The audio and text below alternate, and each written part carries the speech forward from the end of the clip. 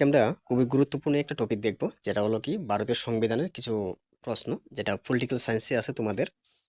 তো চলো আজকে আমরা এটা থেকে কিছু এমসিকিউ দেখবো। টেট 1 টেট 2 বলো, ক্লাস 9 10 বলো, এগুলোটি থেকে কোয়েশন থাকে। চলো আজকে বেশি কথা না বাড়িয়ে মূল বিষয়ে চলে যাই। আমরা কিছু এমসিকিউ আকারে কোয়েশন দেখব। ঠিক আছে, ভিডিওটাকে স্কিপ করো না। ভারতীয় সংবিধানের উচ্চ কক্ষের নাম কি? তোমরা কিন্তু মিলিয়ে দেখো কার কতটা হলো। উচ্চ কক্ষের নাম কি হলো? রাজ্যসভা।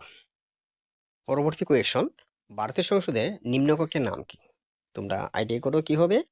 নিম্নকক্ষের নাম হলো লোকসভা। পরবর্তী কোয়েশ্চেনটি হলো, ভারতের প্রথম ভাইসরয় কে ছিলেন? তো আনসারটা তোমরা গেস করো, ভারতের প্রথম ভাইসরয় কে ছিলেন? সঠিক উত্তরটি হচ্ছে লর্ড ক্যানিং।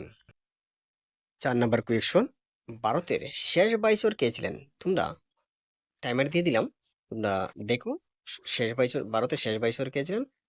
Lord Mountbatten.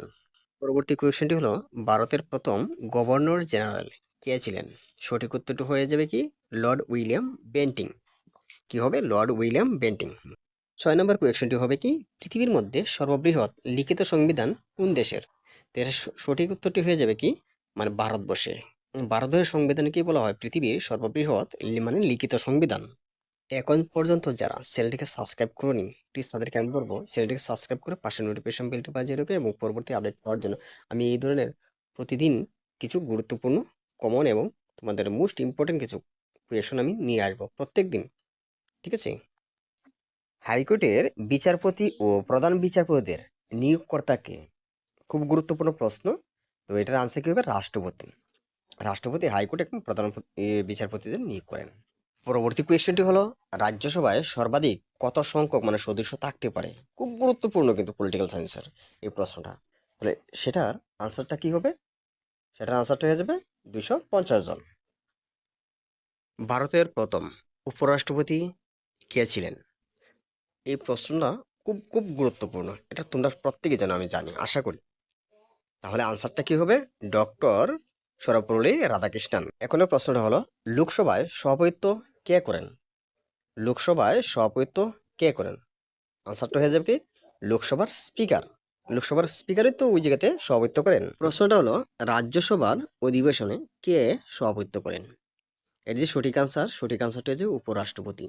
আর যদি তোমাদের বলা হয় যে লোকসভার মানে অধিবেশনে কে সভাপতিত্ব করেন, সেটার আনসার হয়ে যাবে কি লোকসভার যে অধ্যক্ষ আছে অধ্যক্ষ। কিন্তু এখানে বলা হলো রাজ্যসভার অধিবেশনে কে সভাপতিত্ব করেন, উপরাষ্ট্রপতি কিন্তু পদাধিকার বলেই তিনি কিন্তু এই সভাপতিত্ব করেন, পদাধিকার বলে। ভারতবর্ষের সর্বোচ্চ বিচারালয়ের নাম কি? প্রশ্নটা অন্যভাবে করা যায়, ভারতবর্ষের সর্বোচ্চ মানে আপিল আদালতের নাম কি? অন্যভাবে, ভারতবর্ষের সর্বোচ্চ বিচারালয় কোনটি? উত্তর হয়ে যাবে সুপ্রিম কোর্ট। উত্তরটি কি হবে? Supreme court. এখন প্রশ্নটি খুবই গুরুত্বপূর্ণ। স্বাধীন ভারতের প্রথম রাষ্ট্রপতি কে? স্বাধীন ভারতের প্রথম রাষ্ট্রপতি হলেন কি ডক্টর রাজেন্দ্র প্রসাদ। কি হবে? ডক্টর রাজেন্দ্র প্রসাদ। এখন প্রশ্নটা খুবই গুরুত্বপূর্ণ, এটা বিচার ব্যবস্থা থেকে নেওয়া হয়। সুপ্রিম কোর্টের প্রধান বিচারপতি কার দ্বারা নির্বাচিত হন? এর আনসারটি কি হবে? ভারতবর্ষের রাষ্ট্রপতি দ্বারা নির্বাচিত হন। হাইকোর্টের বিচারপতিও কিন্তু ভারতবর্ষের রাষ্ট্রপতি দ্বারাই নির্বাচিত হয়।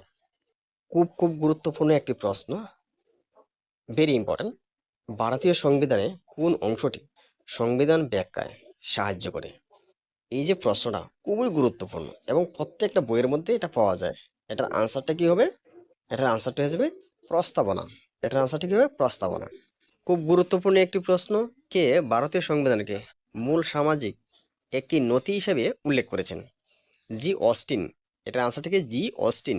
এখনো প্রশ্নটি আরো গুরুত্বপূর্ণ।